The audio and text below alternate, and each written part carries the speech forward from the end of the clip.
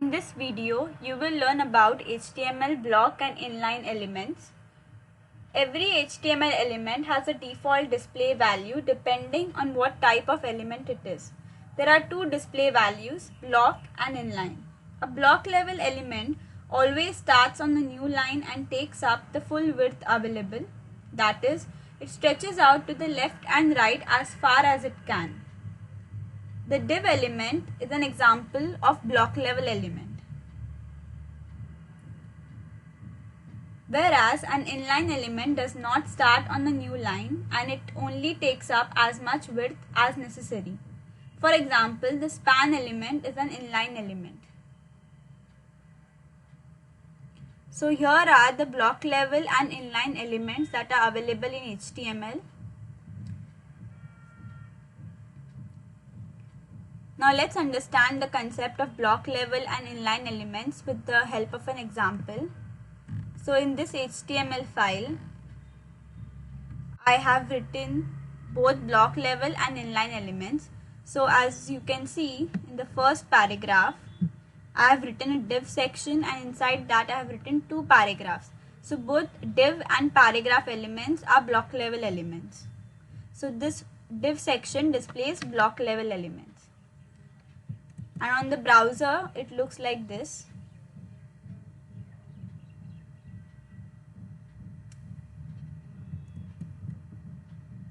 So I have simply written two paragraphs, and for both the paragraphs, I have written style is equals to background color red, and inside the paragraph opening and closing tag, I have written block level element. So as you can see on the browser, the second paragraph will start on a new line.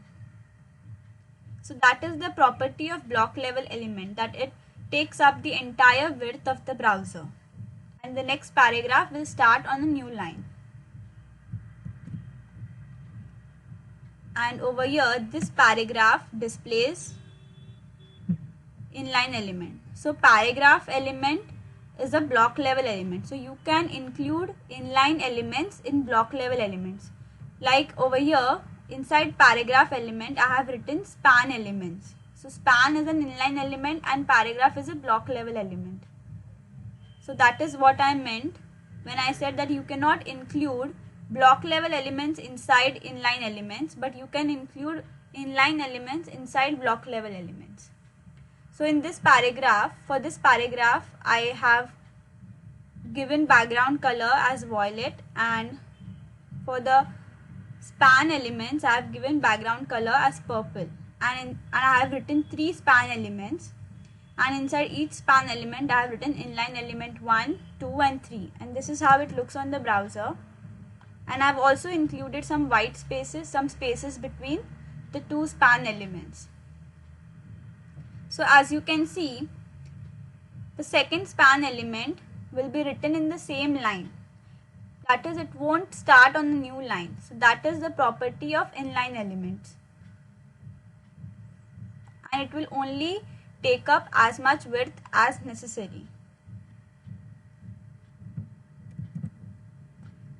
Now over here, inside the span opening and closing tag, if I write something else along with inline element 1, so as you can see on the browser, the span element will expand, but the next span element will not shift to the next line, but it will continue from there. So I hope you have understood the concept of block level and inline elements. Thank you.